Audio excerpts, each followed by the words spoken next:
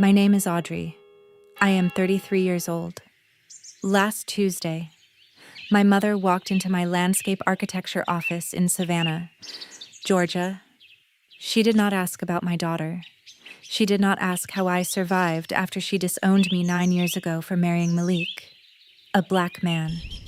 Instead, she threw a legal document onto my desk and told me to sign away my land so she could bail out her failing Florida country club business. She even looked me dead in the eye and said my sister never causes these financial emergencies. But here is what she forgot to check.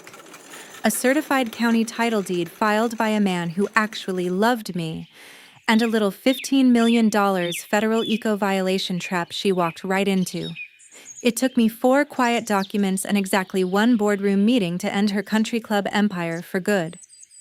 Welcome back to Her Dignity Stories, where ordinary people draw quiet lines in the sand that change everything. If stories about dignity, family betrayal, and standing up for yourself are why you're here, please like the video and subscribe to the channel.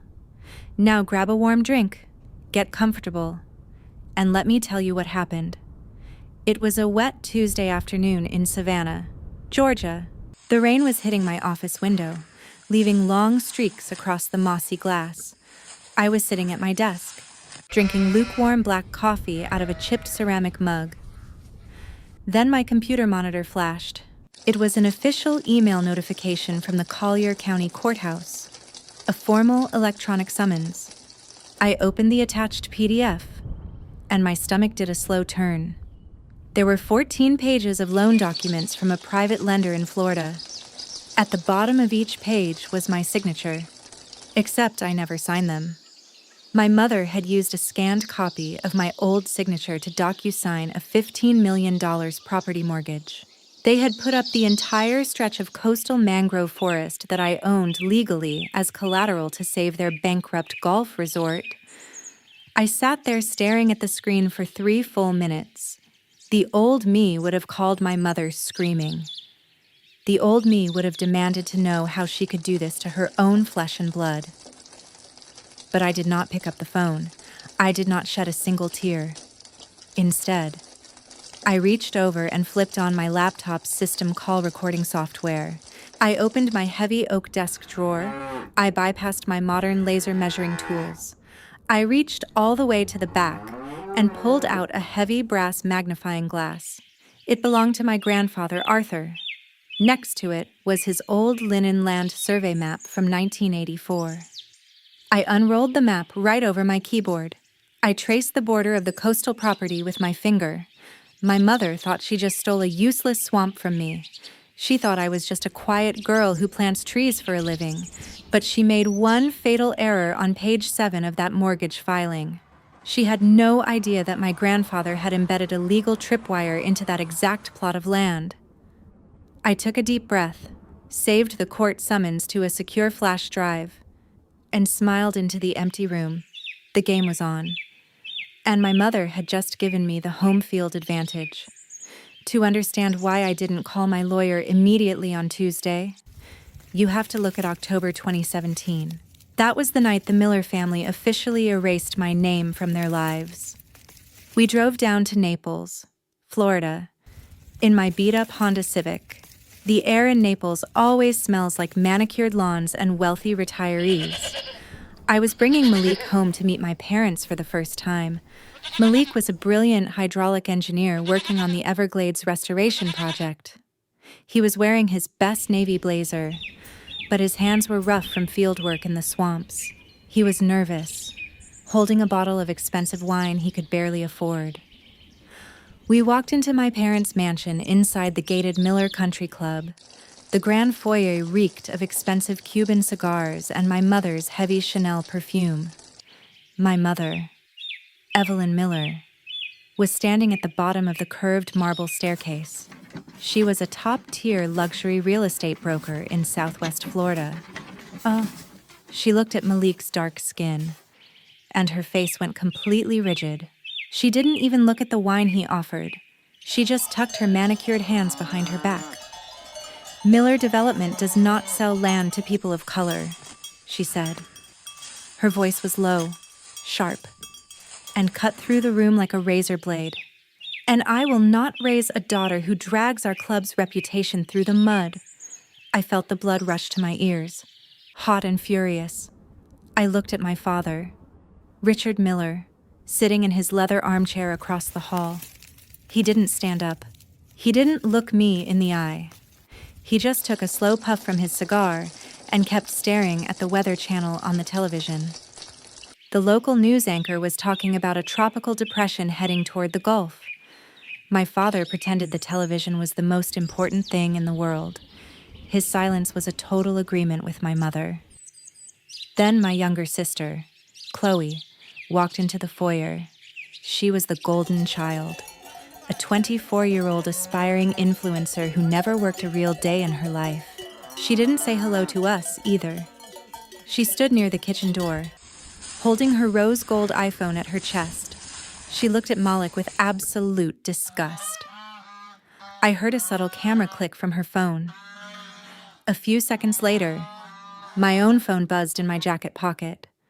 I didn't open the notification. Instead, I looked up at the massive gold-rimmed mirror hanging on the foyer wall. From my angle, I could see Chloe's phone screen perfectly reflected in the glass. She had just dropped a photo of Malik into the massive Miller family group chat. Underneath his picture, she typed, "Audrey brought a ditch digger home to claim her share of the inheritance, LOL." I watched the little thumbs up and laughing emojis start piling up under her text from my aunts and uncles. My hands started shaking inside my coat pockets. The humiliation felt like a heavy weight pressing down on my chest. They didn't just want to reject us. They wanted to turn our dignity into a family joke. Malik felt the tension, his jaw tightening as he looked down at the floor. I looked at my mother's cold smile. I looked at my father's henna silence. I looked at my sister's smirking face. I didn't scream. I didn't cry a single tear in front of them. That would give Evelyn the satisfaction of playing the victim. I reached over, took the wine bottle from Malik's hand, and set it hard on the marble table. I grabbed Malik's hand, locking my fingers into his rough palm. "We're leaving," I said. I turned my back on the Miller family and pushed open the heavy mahogany front door. Outside, the Florida sky had turned completely black. A torrential downpour was slamming into the palm trees along the driveway. We didn't run to the car. We walked straight out into the warm, blinding rain, completely soaked within 2 seconds. I didn't look back at the mansion window once. I just drove away from Naples with $200 in my checking account and a cold, quiet anger that would last for the next 9 years. Malik and I did not look back at Naples. We packed our entire lives into 3 cardboard boxes and drove north to Savannah, Georgia. We rented a tiny, cramped attic apartment near the industrial docks. The place was a hotbox in the summer. The old window unit air conditioner did nothing but rattle and leak water down the wallpaper. The air constantly smelled like river mud, marsh grass, and cheap wet soil samples. We had no financial safety net. My credit cards were maxed out from the move. But I had a degree in environmental science and a specific expertise in coastal ecosystems. I decided to start my own eco-landscape architecture consulting firm from our kitchen counter. I didn't open a fancy office downtown. I spent my first $500 on a heavy-duty mud shovel, an old soil salinity testing kit, and a basic CAD drafting software license. I worked 16 hours a day, 7 days a week. My routine was punishing. Every morning at 5:00 a.m., I was out in the low-country salt marshes. I spent hours crawling on my hands and knees in the gray, sulfur-smelling mud. I dug core samples, measured groundwater man levels, and tracked erosion patterns for small coastal properties. My shoulders ached every single night. My fingernails were permanently stained with black marsh dirt. Malik worked just as hard at his desk under the sloped attic ceiling. He survived on instant ramen and cold black coffee for 2 years. By 2019, his dedication paid off. and he won a prestigious federal research fellowship for water management. We were finally breathing a little easier. Then, on a Saturday evening in June 2019, my phone screen lit up. It was a notification from an old high school friend who still followed my sister. I opened Instagram. Chloe had just posted a massive gallery from her wedding day.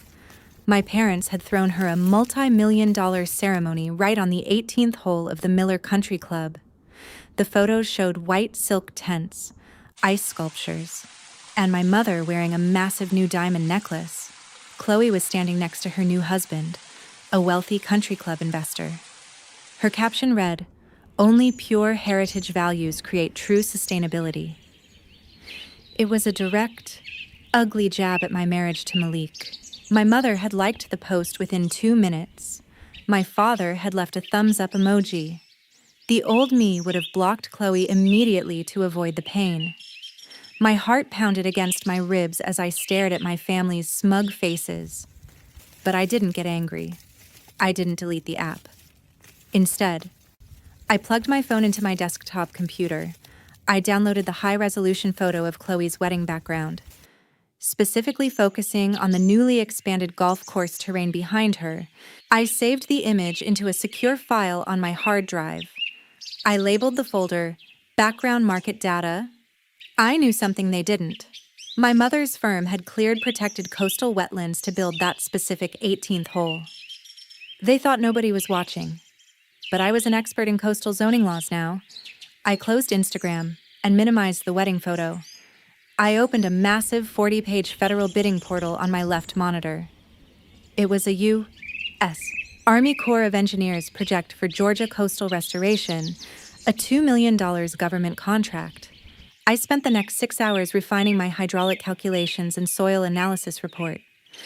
My family was busy celebrating their wrong-to-ec wealth on a delicate coastline. I was busy weaponizing my credentials. I hit the submit button on that government portal at 3 o'clock a mess M, with dirty fingernails and a quiet smile. They had the inheritance money, but I was building the infrastructure.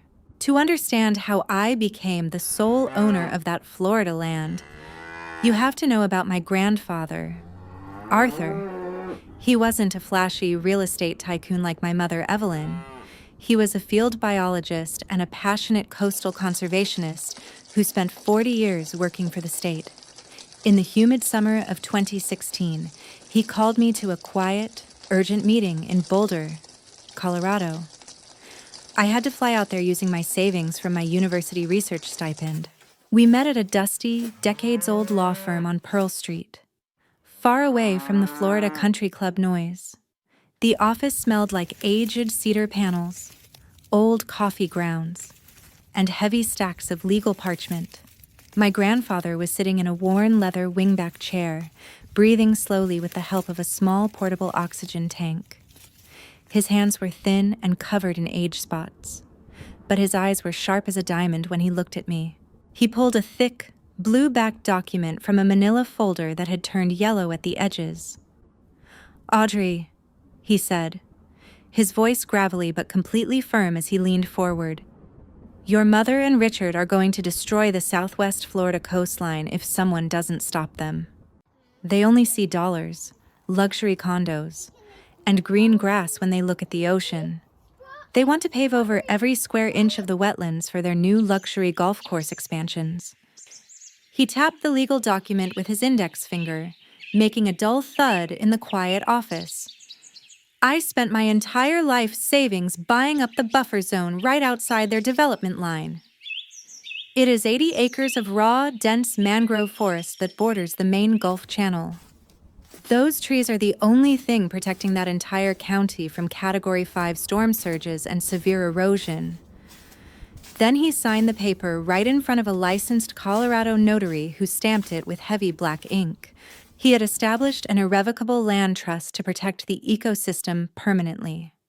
He named himself as the primary trustee, and he named me as the sole successor co-owner with a 50% undivided interest, tenants in common, meaning neither party could act without the other. My mother thought the land was just a useless piece of swamp that Arthur kept out of spite to annoy her business plans. She didn't pay attention to the legal fine print when he passed away quietly in his sleep in 2021. She was too busy filing zoning permits for her new multi-million-dollar clubhouse and courting wealthy investors. But my grandfather had spent 40 years working with county zoning boards and federal environmental agencies. He knew exactly how to build a legal fortress that could withstand any corporate bulldozer. Deep inside Section 12, Clause 4 of that irrevocable trust, he had embedded a hidden legal tripwire.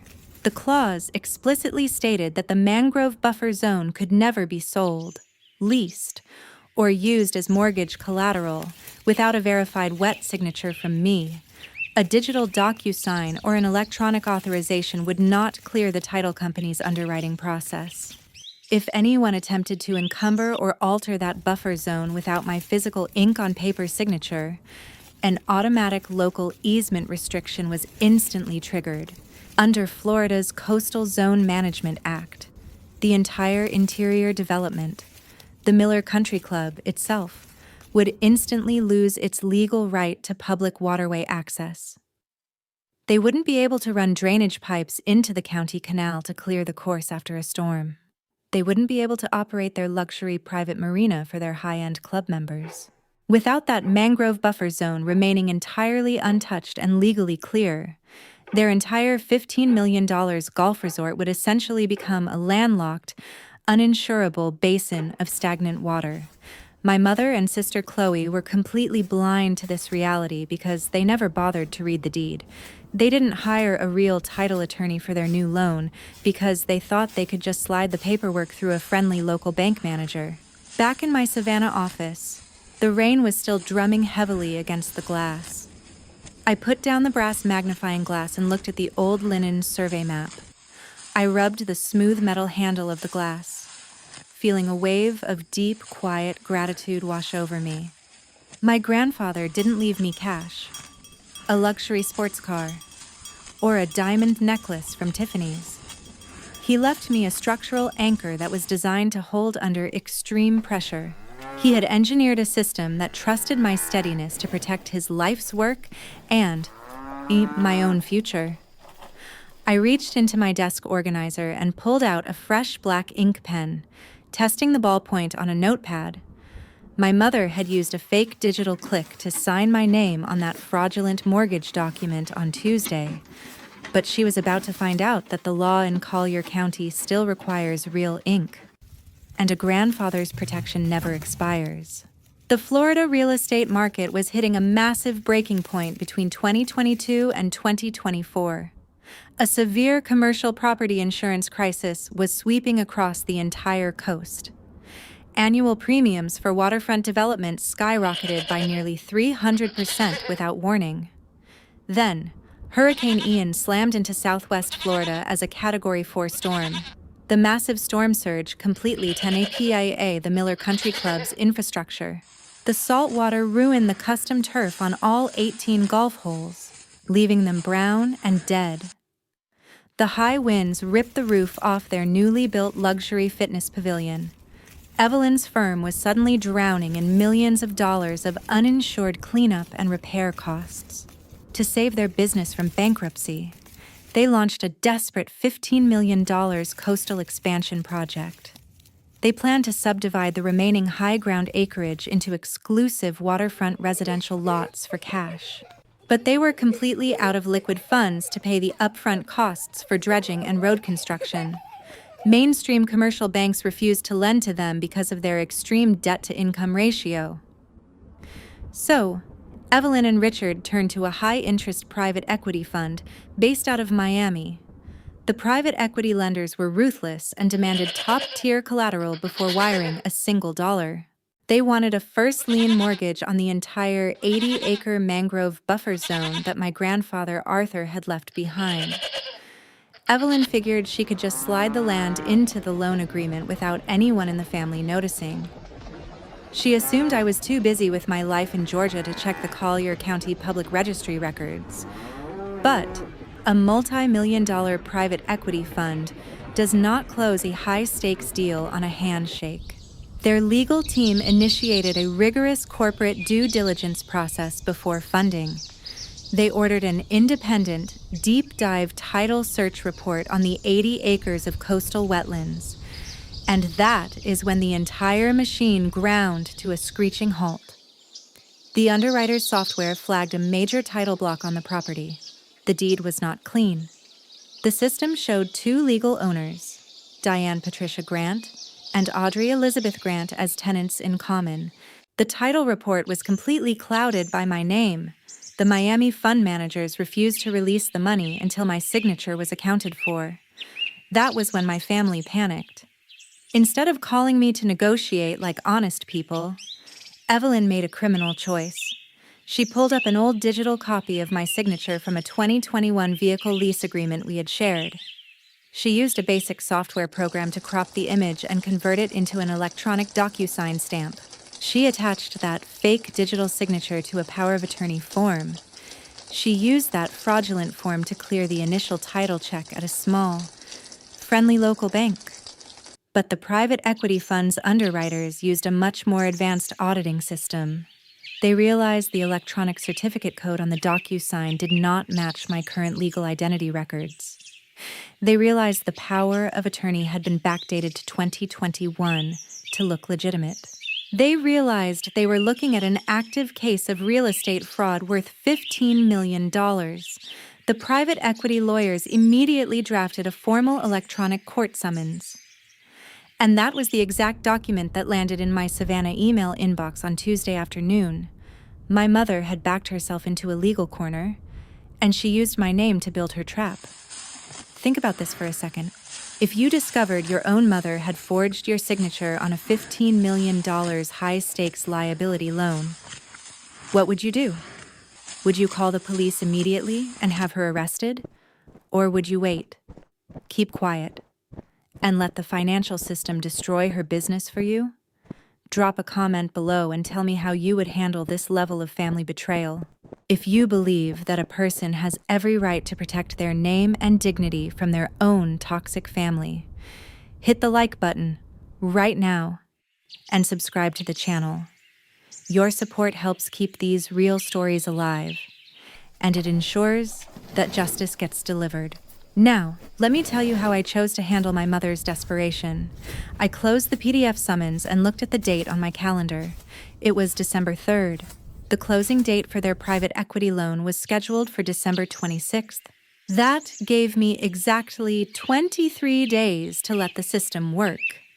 I wasn't going to send a warning text.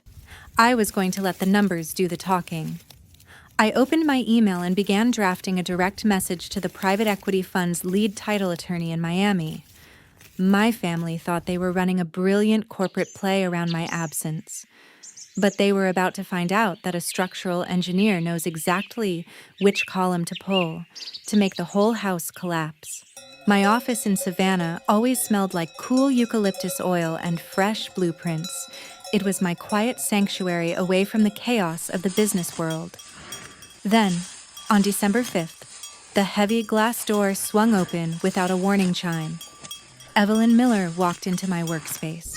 She was wearing oversized Chanel sunglasses and a tailored cream trench coat. She brought a wave of suffocating, expensive perfume that instantly choked out the eucalyptus scent. 9 years of absolute silence. And here she was, standing by my drafting table. She pulled off her sunglasses, and her eyes immediately scanned my modest furniture. "Audrey, my poor baby," she gasped, her voice dripping with manufactured heartbreak. "Are you really living like this? Trapped in this tiny office? Look at your clothes. Look at your hands. Me always missed you so much. It broke my heart to see you walk away." She stepped forward with her arms wide open, trying to force me into a tight hug. I took a single deliberate step back behind my high oak desk. I did not let her luxury coat touch my skin. My chest tightened with absolute disgust. But my face remained as smooth as polished stone. "Hello, Evelyn," I said, keeping my voice completely flat and dead. You can skip the performance and tell me why you drove all the way from Naples." Her fake smile stiffened at the corners, and she lowered her arms. She set her leather designer handbag on top of my clean ecological survey maps. She reached inside and pulled out a thick document bound in a glossy green cover. The gold embossed text on the front read, "Miller Family Ecological Transition Project." "Let's not dwell on the past. Honey," she said, pushing the document across the mahogany wood. "Our development company is transitioning into sustainable green luxury resorts. This paperwork simply consolidates our family land holdings for the new corporate structure. It transfers your shared interest in the mangrove wetlands into a managed family fund." She pulled a sleek gold cross pen from her pocket and clicked it. "Sign right here on the line, Audrey, and we can wipe the slate completely clean.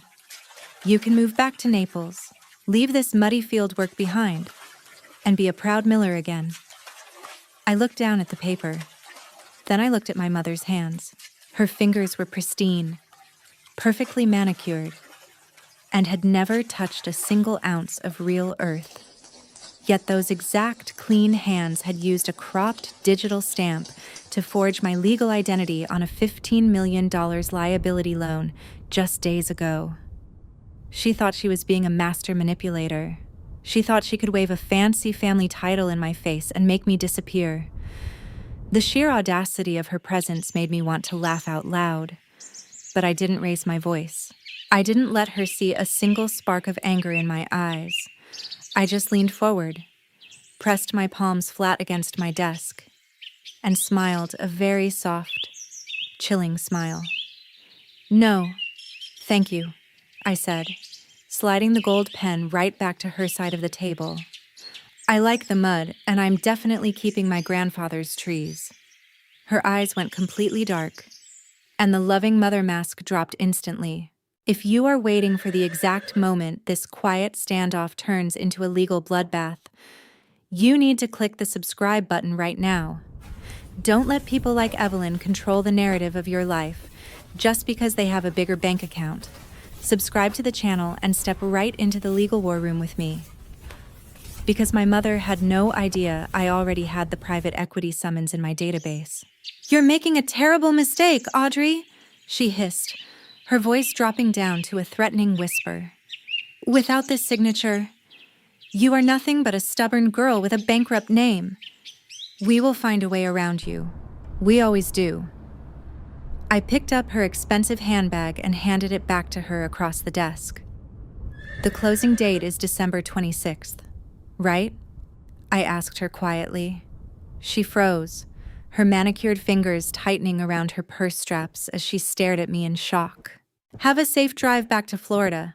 Mom," I said, walking over to open the heavy glass exit door for her. "Tell Richard to take care of his heart, because things are about to get very loud in Naples." I checked into a dreary Hampton Inn right off Interstate 95 on my way down to South Florida to conduct my field research. The hotel room smelled like cheap carpet cleaner, stale microwave popcorn, and old air conditioning filters that hadn't been changed in months. I unpacked my heavy work bag and set my laptop down on the laminated particle board desk near the window. Outside, the evening highway traffic was a constant, dull roar through the thin panes of glass, and the neon sign of a nearby gas station buzzed rhythmically. Evelyn must have called my father the exact second she stepped out of my office door in Savannah, Georgia. The Miller family harassment network activated with total military precision almost immediately. My phone started buzzing violently against the fake wood desktop at exactly 7:00 p.m., vibrating so hard it slid an inch across the surface. The screen flashed with my father's name, Roy Reynolds, though everyone in town knew him as Richard Miller's business shadow.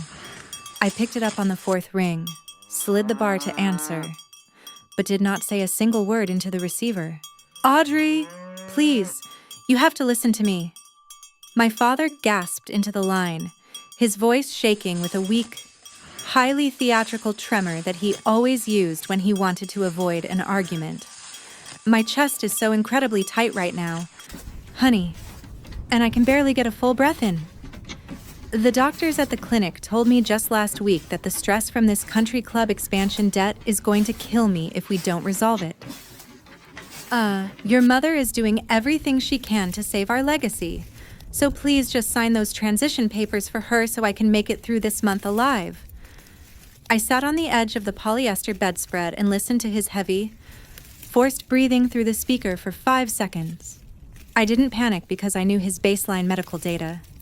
I still had the login credentials to his old prescription insurance portal from when I used to manage his billing. His heart medication refills were completely up to date. His blood pressure records were entirely stable, and I could hear the faint sound of his golf tournament playing on the television in his air-conditioned living room. If your chest is actually tight, Dad, hang up this phone immediately and dial 911, I said in a flat, even tone that contained zero emotion. I pressed the red button and ended the call before he could launch into his second act. 2 minutes later, my text message notifications started stacking up on my lock screen like a brick wall. It was my younger sister, Chloe, sending a barrage of private iMessages from her rose gold phone while she sat at my parents' dining table. You are being so incredibly selfish and cruel. Audrey, the first text message read, if Miller Development collapses because of this title delay, Mom and Dad are going to lose the Naples house and literally end up on the street. You're only withholding your signature because you want to get petty revenge for your husband Malik and that dinner back in 2017, aren't you? Grow up and just sign the paperwork. You are actively ruining this entire family's future. I did not type a single character back to her, and I did not send a single defensive text. I did not defend Malik's career, and I did not defend the choices I made to protect my own life. Answering their texts would only give them a thread to pull to criticize my tone and call me dramatic. Instead, I opened a specialized forensic data extraction program on my laptop and plugged in my encrypted flash drive. My Aunt Patricia, the only person remaining in that Naples house who hated Evelyn's tyranny, had backed up the entire Miller family group chat history onto a hidden Google Drive link for me. I downloaded the massive, raw text file spanning the last 3 months of their private family planning. I ran a targeted keyword search for my full legal name, Audrey Elizabeth, through the database. The data compiled itself within 40 seconds, flashing a list of hidden conversations on my monitor. I scrolled down to a specific text thread dated April 12th, 2026, weeks before they finalized their fraudulent mortgage application. My mother, Evelyn, had typed a long message to Richard and Chloe right after their main commercial bank loan had been rejected by underwriters. Don't worry about Audrey's share of the land. Just let her act elite and play hard to get for a few days. Evelyn wrote in plain black and white. A basic ditch digger who washes her feet in swamp water for a living will fold the second she runs out of money for her tiny firm. The moment she sees a certified cashier's check for $50,000, she will get right on her knees and sign whatever we put in front of her face. Chloe had liked the message with a heart emoji, and my father had replied with his henanat thumbs up. I stared at the glowing screen under the harsh fluorescent lamp of the cheap hotel room, my fingers resting still on the keyboard. The dawn-in anger from 9 years of being treated as their wrong-took footnote CO owner turned into ice-cold, mathematical focus. They didn't want a family reconciliation, and they didn't care about my father's fragile health. They were just calculating the exact price of my compliance so they could build over my grandfather's legacy. I took a deep breath, cropped the screen perfectly to capture the timestamp, and took a high-resolution screenshot of the text. I dragged the file into an encrypted folder on my desktop labeled Holloway Litigation Records. I closed the text log and shut my laptop screen with a firm, quiet click that echoed in the small space. My family thought my silence meant I was hiding in a cheap motel room, crying over their rejection. But an urban ecological architect does not hide from the landscape. I was just isolating the toxic variable before the real impact test. I looked out the window at the dark highway stretching straight south toward the gated walls of Naples. The closing date for their private equity loan was December 26th, and my legal strategy was exactly on schedule. I spent my Thursday morning inside a high-end corporate law office in downtown Naples, Florida. The conference room was located on the top floor of the Collier County Administrative Building. The space featured a massive, polished oak table and floor-to-ceiling glass walls. Outside, the bright Florida sun reflected off millions of dollars of luxury yachts moored in the harbor. I was the one who called this official legal meeting. My mother had expected me to meet her for a quiet family dinner at her country club to resolve the title issue. I refused to sit at a table with her and play dutiful daughter. Instead, I demanded a formal gathering with the Miller Development executives and the lead underwriters from the Miami Private Equity Fund. Evelyn and Richard walked into the room at exactly 10 o'clock a.m. They brought their corporate attorney and a cloud of expensive perfume. My mother was dressed in a tailored navy silk suit and wore her gold Rolex watch. My father, Richard, wore a custom linen blazer and sports loafers, looking relaxed and confident.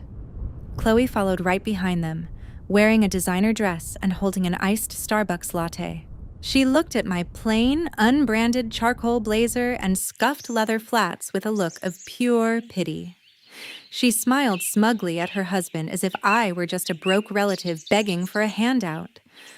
They thought they were walking into a victory celebration. They thought their wealth and social status in Naples would automatically dominate the room.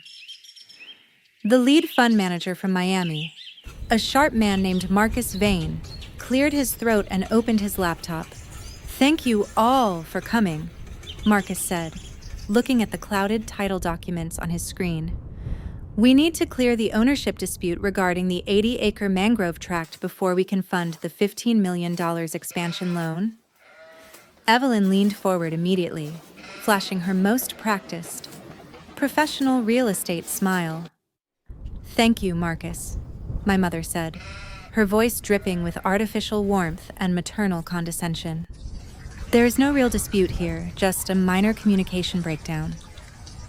My daughter Audrey is a lovely girl, but she lives a very simple life in Georgia doing basic field work. She lacks the financial literacy and corporate experience to understand how large-scale commercial land trusts operate. She has a small misunderstanding about her grandfather's conservation deed. But we are here to help her adjust." Chloe let out a soft, mocking chuckle from the back of the room and took a sip of her coffee. My father nodded along with his wife, checking his gold ring as if he had somewhere better to be. I sat perfectly still at the opposite end of the oak table. I did not interrupt my mother once during her speech. I let her tell her wrong-to-esh lie to the entire room of corporate lawyers. I let her bury herself in her own arrogance. When she finally stopped talking and looked at me expectantly, I smiled directly at Marcus Vane. "Are you finished, Evelyn?" I asked quietly, keeping my hands folded neatly on the table. I didn't wait for her answer. I reached down into my worn leather work bag. I pulled out a heavy bound document wrapped in a black waterproof cover. It was a 200-page comprehensive ecological audit and forensic cadastral survey. Malik and I had spent the last 14 days compiling every single line of data using official county records. I slammed the heavy binder onto the center of the oak table with a loud, solid thud. The noise cut through the room, and Chloe's smile instantly vanished. "This is not a family misunderstanding," I said, looking my mother dead in her eyes. "This is a federal and state regulatory blockade." I opened the first page of the report and pushed it directly toward the Miami fund managers. My grandfather Arthur didn't just leave me land. He built a structural legal tripwire into the deed. And your development company just tripped it with a fraudulent electronic signature. The room went completely quiet. and the temperature inside the glass office seemed to drop 20 degrees. I stood up slowly from my leather chair at the end of the oak table. I clicked the remote control in my hand to turn on the wall projector. The bright screen cast a cool blue light over the faces of my family. I didn't bring up the painful night in October 2017. I didn't talk about their cruel words or how they abandoned me in the rain. I only talked about the hard numbers and the environmental laws. I opened a digital map of the Collier County coastline on the screen. Let's look at the actual construction overlay for the Miller Country Club expansion, I said. My voice was calm, clear, and perfectly professional. I pointed to the red zone crossing right into the 80-acre mangrove forest. According to Section 404 of the Federal Clean Water Act, this specific area is a federally protected wetland basin. I explained. Any commercial dredging or heavy construction here requires a comprehensive federal mitigation permit. Miller Development never filed for that permit because they wanted to save $300,000 in regulatory fees. I flipped to the next slide, which showed the mortgage document my mother had submitted to clear the initial title block for the private equity loan. Someone electronically forged my wet signature on this document. But on page 42 of Grandfather Arthur's irrevocable land trust, there is an automatic enforcement clause. The moment this property is encumbered by a fraudulent transfer or an unauthorized mortgage, a total easement restriction is triggered immediately. Miller Development loses its entire legal right to use the public waterway infrastructure for drainage or access. I tapped the remote against my palm, the sound sharp in the quiet room. Without this buffer zone remaining clear and completely unclouded, your entire $15 million development plan is an illegal operation. I sat back down, folded my arms, and looked directly across the table. The lead private equity fund manager, Marcus Vane, stared at the federal codes on his screen, and his face went completely pale. He pulled off his reading glasses and threw them down onto his legal notepad. The frantic rao-rao sound of lawyers flipping through their own paper copies filled the room. Marcus Vane turned his chair sharply to face my mother. "Evelyn, what the hell is this?" Marcus demanded, his voice dropping into a dangerous, icy tone. "You told our underwriting team that this entire data was completely clean and clear of any legal clouds. You signed an affidavit swearing under penalty of perjury that all co-owners had consented to this mortgage. If Section 12 of this trust is already triggered, our capital is tied up in a non-compliant, uninsurable swamp. If this title restriction stands, we are withdrawing our entire $15 million funding package immediately before the day ends." My mother's flawless real estate mask began to crack right in front of us. The tight, corporate smile completely vanished from her mouth. Her eyes darted nervously between the private equity team and the projector screen. She began nervously twisting the heavy gold Rolex watch around her wrist. Chloe stopped sipping her Starbucks latte, her jaw dropping open as she looked at her mother in total shock. My father, Richard, suddenly looked very old, burying his face in his trembling hands. They realized that the quiet girl who studied plants had just shut down their entire financial empire using 40 words of environmental law. Seeing a toxic mother completely lose her grip on power because her own lies finally caught up to her is a powerful moment. If you were sitting in that room watching her empire fall apart, how would you feel? Would you feel validation? Or would you feel pity? Drop a single word in the comments right now. Validation or pity. Your choice shows exactly how you value boundaries. So make sure to hit that like button and subscribe for the final showdown. Evelyn gripped the edge of the oak table so hard her French manicured nails turned white. "Audrey, you are lying to these gentlemen," she stammered, her voice losing its smooth melody. "We are a family business, and everything we did was to preserve the Miller legacy for everyone, including you." I reached down, took a sip of my cold water, and looked her straight in the eye. The Federal Registry doesn't care about the Miller family legacy. Mom, I said quietly, and neither do I. The conference room completely erupted into chaos. The harsh Florida sun streamed through the glass windows. The bright light hit my mother's face, showing every deep line under her heavy, melting makeup. Evelyn lost all control of her corporate composure.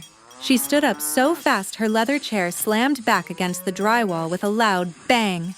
Her arm swiped across the polished wood, knocking her crystal water glass directly onto the floor. The glass shattered into tiny pieces, and water splashed all over her designer leather handbag. She didn't even look down at the mess on the expensive carpet. She leaned over the oak table, her chest heaving, pointing a shaking, French manicured finger right at my face. "You ungrateful, spiteful little brat," she screamed, her voice cracking under the strain. "You threw your life away for a black ditch digger who plays in the mud. Now you come back here after 9 years just to destroy this family's hard work. I carried you for 9 months. I built a name for you, and you betray your own blood for a piece of swampland. We gave you everything growing up in Naples, and this is how you repay your mother." The entire room went dead silent except for the sound of her heavy, ragged breathing. The private equity lawyers sat completely frozen, staring down at their legal pads in utter disbelief. Nobody in that room dared to make a sound or even shift in their seats. My sister Chloe let out a sharp gasp, her face turning completely pale as she grabbed her husband's arm for support. Her husband wouldn't even look at her. He just stared at the ceiling in pure corporate embarrassment. He was a minor investor, and he knew his money was now trapped in a sinking ship. My father, Richard, didn't stand up to defend his wife or try to calm her down. He just buried his face in his trembling hands, looking small, broken, and utterly defeated. The dawn weight of 9 years of their quiet cruelty rushed through my veins like fire. I remembered the cold texts, the family photos where I was cropped out, and the public lies they told about my life. I felt the hot urge to scream back, to remind her of every birthday card she threw in the trash. I felt the urge to cry for the young girl they left standing in the rain in 2017, but I forced all that anger down, tightening my grip on my grandfather's brass magnifying glass under the table. I didn't let a single tear show in my eyes, and I didn't raise my pitch. Screaming would make me look weak, and I was the strongest person in this room. I stood up slowly, putting my palms flat on the oak table, and looked directly into my mother's furious face. When I spoke, my voice wasn't loud, but it was deep, steady, and filled with absolute structural certainty. "I didn't destroy this family business, Evelyn," I said, my words cutting through the quiet room like an iron beam. "Your own terrible management, your unchecked greed, and your forged signatures destroyed it. You chose to run a multi-million-dollar corporation like a cheap country club scam. You thought you could break federal environmental laws and erase my identity with a digital crop tool. You thought my silence for 9 years meant I was stupid, weak, and easily bought. But I am an ecological architect, and I know exactly how to measure a foundation before it fails. I didn't build this legal trap for you. Mom, you spent years digging it yourself. I just carried the official county title documents and the Clean Water Act regulations to the correct legal office." Evelyn's mouth hung open, her face twitching as she realized her motherly guilt trips had zero power over my life. The historical narrative she created about my rebellion was completely useless against my data charts. She looked around the room, desperately searching for an ally among her own attorneys. But everyone avoided her eyes. Her own lead counsel was busy shuffling papers, trying to figure out how to distance his firm from identity fraud. Marcus Vane, the lead fund manager from Miami, stood up and calmly zipped his leather laptop case. He adjusted his tie, pulled his expensive fountain pen from the table, and looked at my mother with absolute corporate disgust. "We are done here, Mrs. Miller," Marcus said, his voice completely cold, final and empty of any mercy. "Our compliance team will not touch a development clouded by active identity fraud and federal clean water violations. The Miami Private Equity Fund is withdrawing from this project immediately. The $15 million mortgage loan agreement is officially terminated, effective at this exact minute. Furthermore, our legal department will be filing a formal disclosure with the state attorney regarding this fraudulent application." He turned to his corporate attorneys and gave them a short, sharp nod. "Let's go, gentlemen," he said, picking up his leather briefcase from the chair. The private equity lawyers stood up in unison, packed their folders with a rhythmic snap, and walked out of the room. The heavy glass exit door clicked shut behind them, leaving the Miller family sitting in the ruins of their own arrogance. I looked down at my mother, who had collapsed back into her chair, her hands shaking as she tried to wipe the smeared mascara from under her eyes. The gold Rolex on her wrist looked completely ridiculous against her trembling arm. For the first time in my life, the terrifying matriarch of Naples looked incredibly small, cheap, and fragile. Chloe started sobbing quietly, realizing her luxury lifestyle and her husband's investments were vanishing into thin air. I picked up my worn leather work bag, slung it over my shoulder, and didn't offer a single word of comfort. They didn't deserve my anger, and they certainly didn't deserve my pity. I turned my back on them, pushed open the glass door, and walked out into the bright Naples sun. I took a deep, clean breath of the humid coastal air, felt the solid ground beneath my feet, and realized I was finally completely free. 2 months passed after that intense boardroom meeting in Naples. The calendar rolled into the heavy storm season of late 2026. Southwest Florida was getting slammed by constant tropical downpours. There were no corporate miracles or last-minute bailouts for Miller Development. The Miami Private Equity Fund officially pulled their entire $15 million funding package. They didn't waste any time protecting their capital from active fraud risks. The local commercial banks moved in immediately after the signature forgery came to light. They initiated formal foreclosure proceedings on the entire country club property. The state attorney's office also started an active criminal inquiry into the forged power of attorney. By October, the once exclusive Miller Country Club was completely shut down by the county. The heavy wrought iron security gates were left wide open, rusting in the humid Florida air.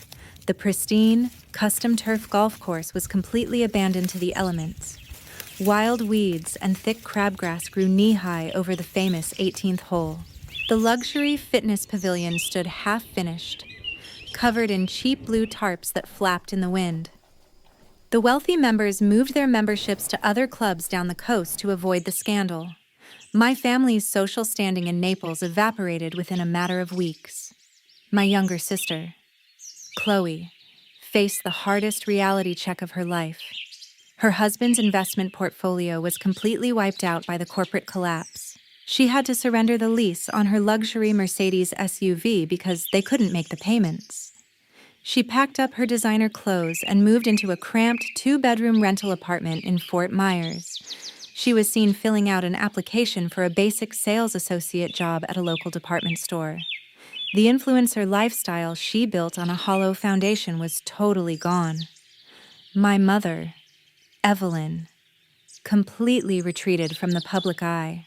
She spent her days locked inside their decaying mansion, refusing to answer the door for real estate clients. Her luxury brokerage license was suspended during the fraud investigation. I stayed up in Savannah, focusing entirely on my eco-landscape architecture firm. We had just secured a new municipal drainage project for the city. Malik and I were busy working at our drafting tables on a rainy Tuesday morning. The mail carrier dropped a stack of letters onto the office welcome mat.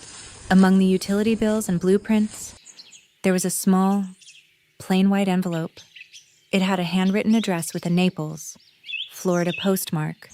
There was no return name on the outside of the envelope. I opened it with my desk letter opener and pulled out a single sheet of yellow legal pad paper.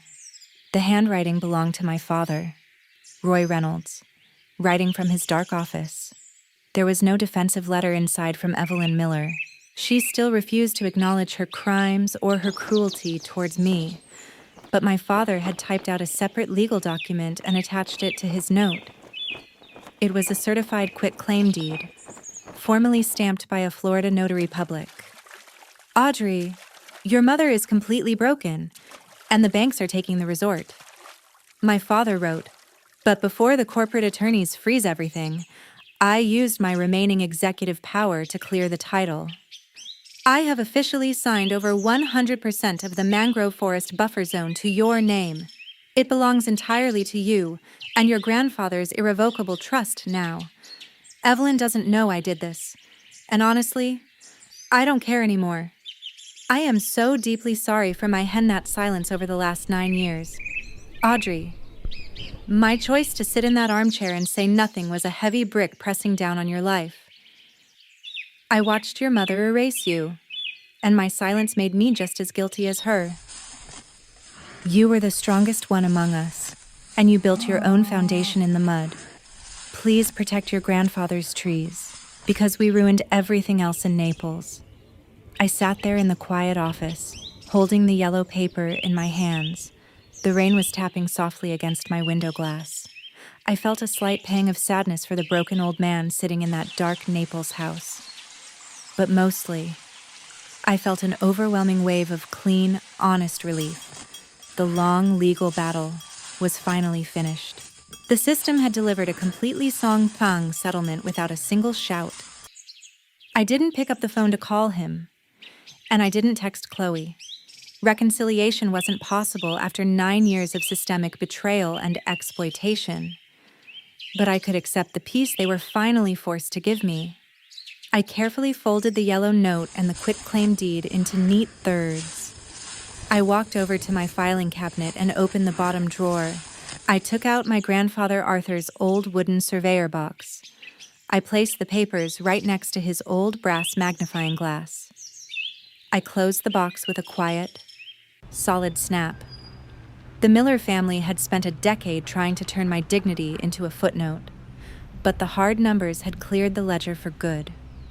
I turned back around, looked at Malik, who was smiling at me from his desk, and picked up my pencil.